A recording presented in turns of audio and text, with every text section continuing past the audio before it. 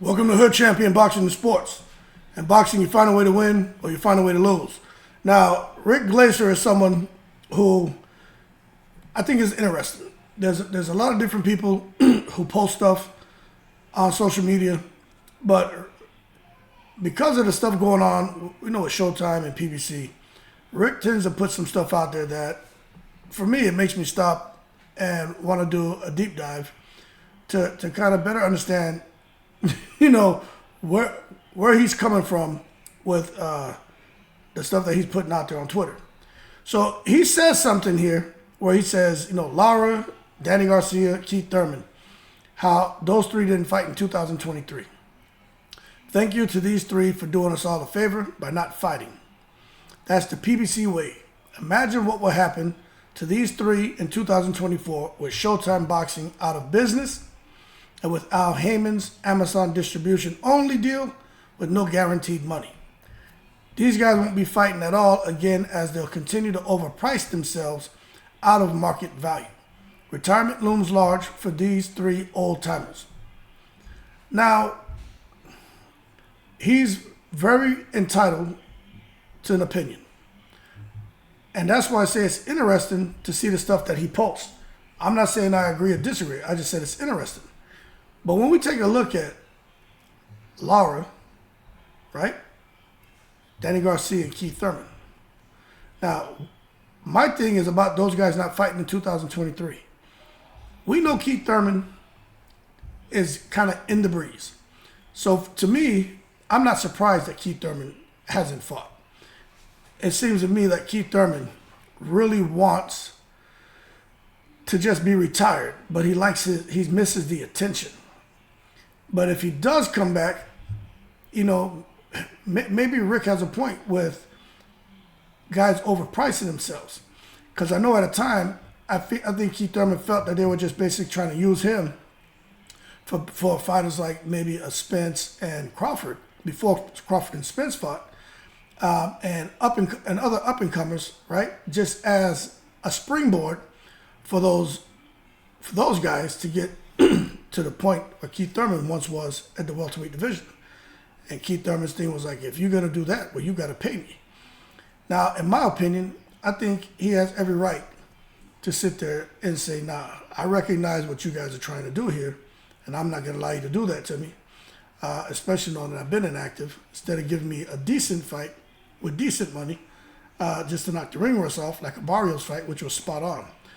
If you want me to come back and fight a big name like he did with Pacquiao, you're going to have to handsomely compensate me, which he was handsomely compensated. But the Boots Ennis, the Terence Crawford fights and those things, you weren't going to get Keith Thurman in there. But that being said, Keith Thurman, in my opinion, has a lot of just, his own choice. And when he did decide he wanted to get in the ring with like Errol Spence, and for those of you who didn't know, Keith Thurman had signed a contract to fight Errol Spence. Errol Spence just basically did it because Errol Spence was true to what he said. Just like he said he'll never fight Keith Thurman, he kept his word. Just like he went and said he'll fight Terence Crawford, even though he probably knew he shouldn't have got in the ring to fight Terence Crawford because of cutting weight or whatever the hell the issue was. He kept his word.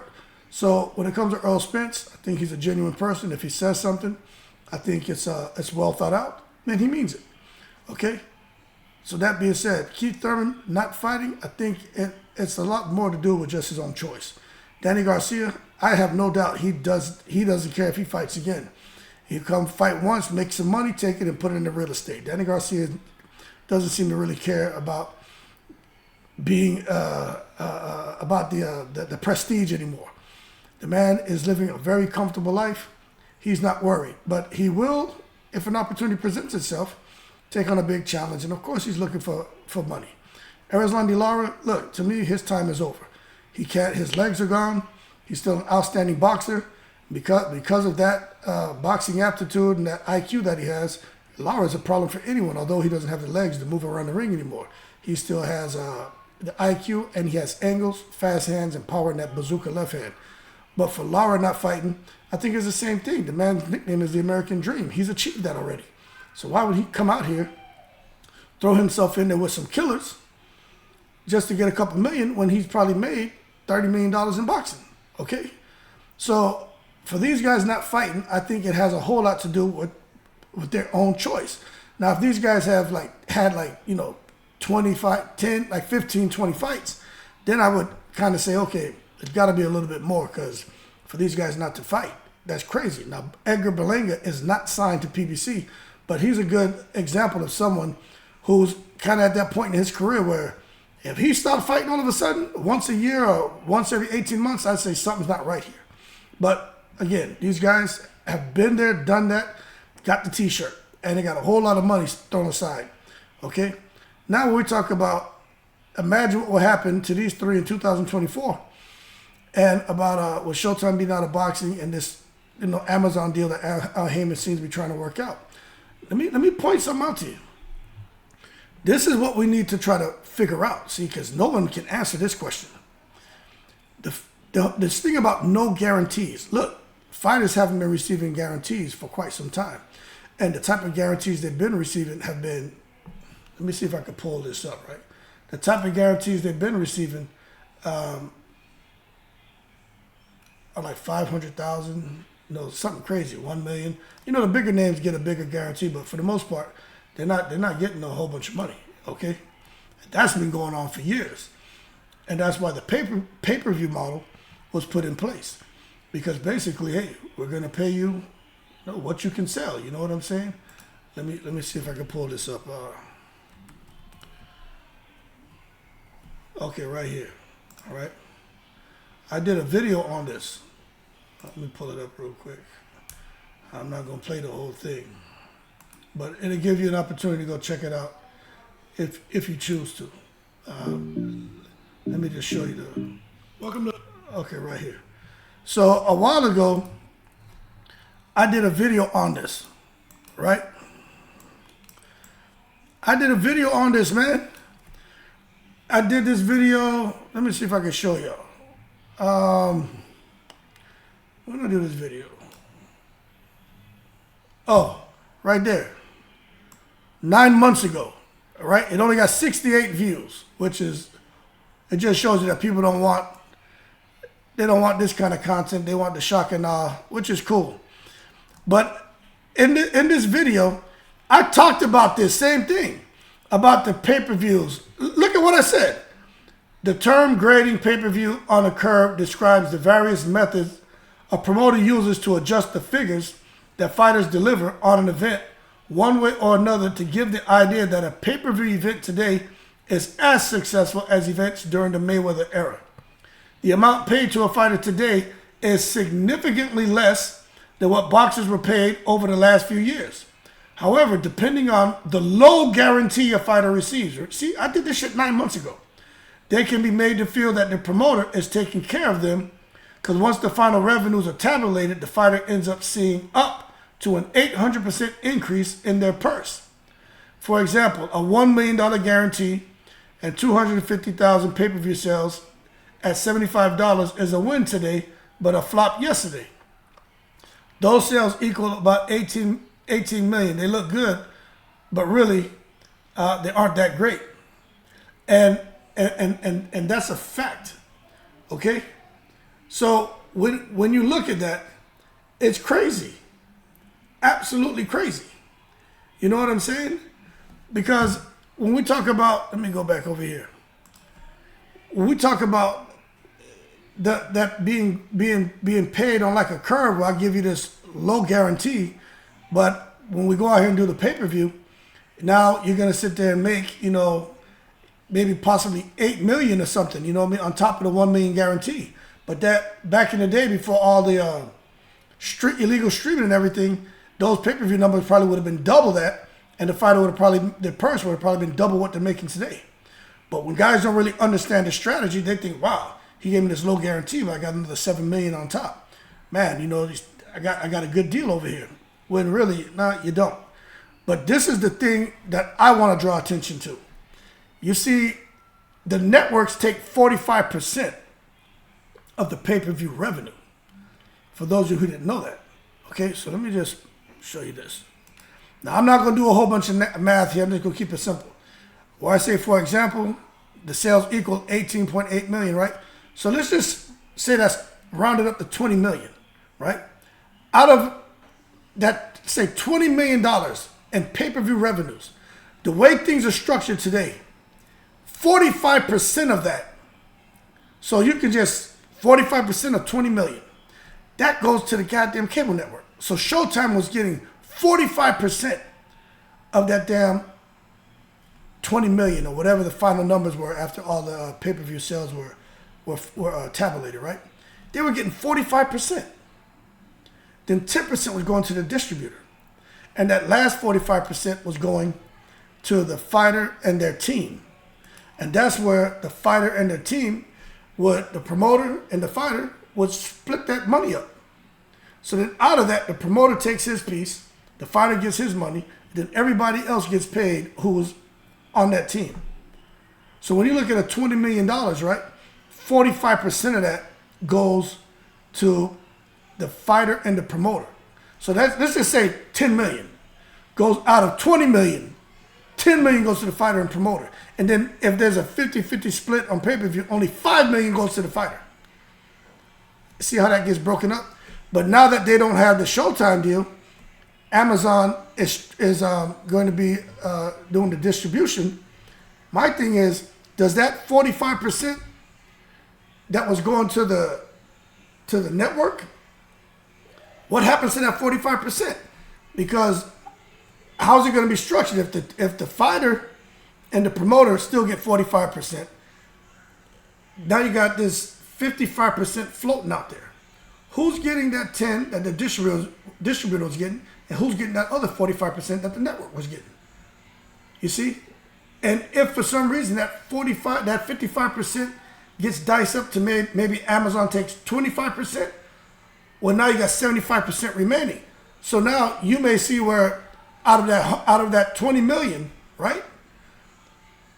5 million goes to Amazon and the 15 goes over to the fighter and promoter.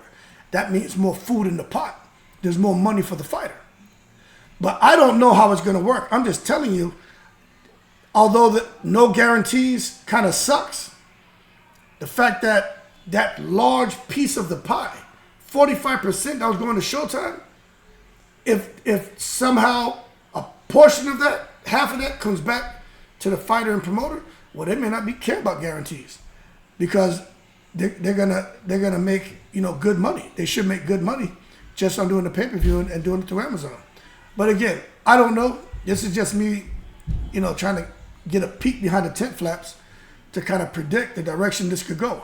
But again, just a conversation. I'm telling you I don't know.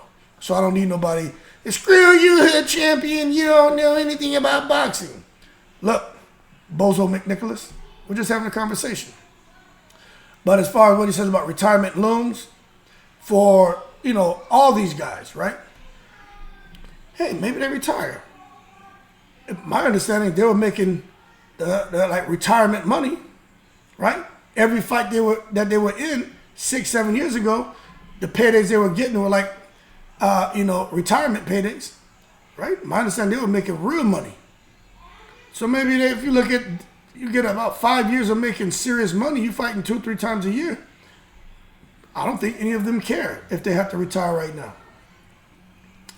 They all should have a little 20 to 30 million set aside. So Al Heyman took care of them guys. That being said, I can't see him not continuing to find ways to win to make sure he takes care of his stable of fighters. I just can't see that. Now, at the end of the day, so much more to come on PBC, Amazon. But for me, I don't care about where they go. See, that's my thing.